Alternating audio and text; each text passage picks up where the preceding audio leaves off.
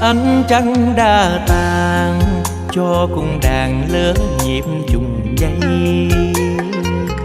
Còn gì em ơi, sáng mai người phải theo chồng.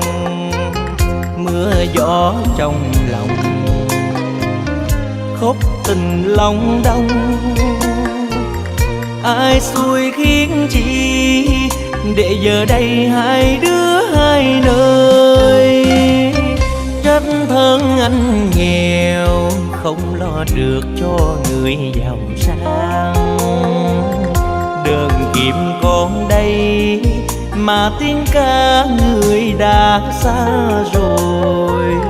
Bên bên sông buồn chỉ còn mình anh. Đường buồn tiếng cũng bao buồn thương, như oán